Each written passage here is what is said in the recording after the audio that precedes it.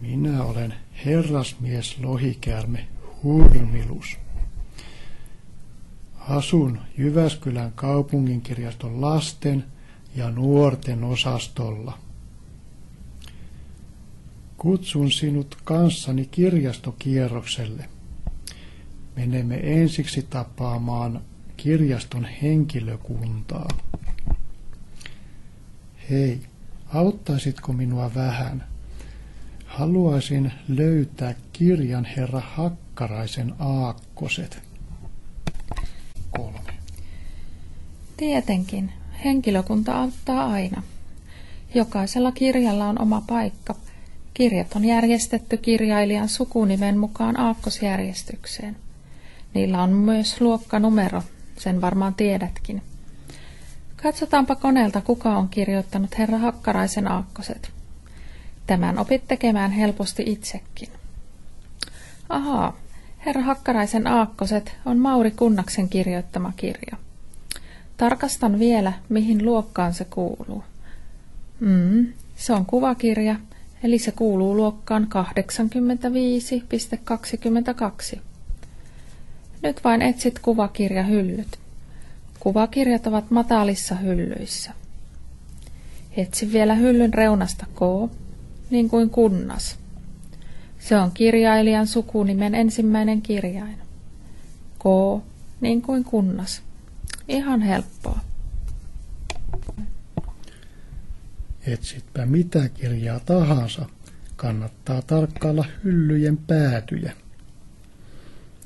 Niissä lukee, millaisia kirjoja hyllyssä on. Luokkanumero kertoo saman asian. Kirjaimista näet, millä kirjaimella alkavien kirjailijoiden kirjoja hyllyssä on. A, niin kuin Airola, B, niin kuin Pakke ja niin edelleen. Millä kirjaimella sinun sukunimesi alkaa? Satukirjat ovat isoissa hyllyissä. Katso kuvasta, mikä on satukirjojen luokkanumero. Hyvä. 85.12. Haluaisin etsiä kirjan Peppi Pitkätossu. Muistatko sinä, kuka sen on kirjoittanut? Ai et vai? Minäpä muistan, hehehe. Sen on kirjoittanut Astrid Lindgren. Nyt etsin vain hyllyjen reunasta kirjaimen L niin kuin Lindgren. Hyvin sujuu. Kun seuraavan kerran tulet kirjastoon, etsi satukirja Muumipeikko ja Pyrstötähti. Hurmiluksen hauskaa. Lastenkirjallisuus eli lasten ja nuorten romaanit löytyvät myös isoista hyllyistä. Näistä hyllyistä löydät Risto Räppääjän, Viisikon, Ellan, Paten sekä monien muiden kiinnostavien kirjakavereiden seikkailuja. Mitä sinun pitikään tietää, että löydät etsimäsi kirjan? Aivan. Kirjailijan sukunimi.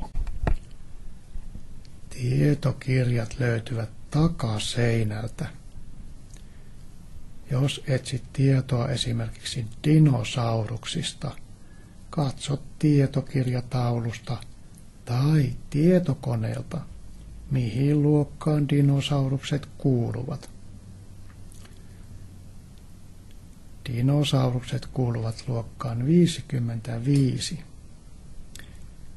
Nyt etsin numeron 55 hyllyn reunasta.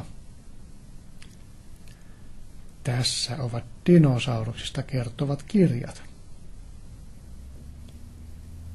Mihin luokkaan kuuluvat lemmikkieläimistä kertovat kirjat? Tarkista tietokirjataulusta, kun seuraavan kerran tulet kirjastoon. hurmiluksen hauskaa ja helppoa.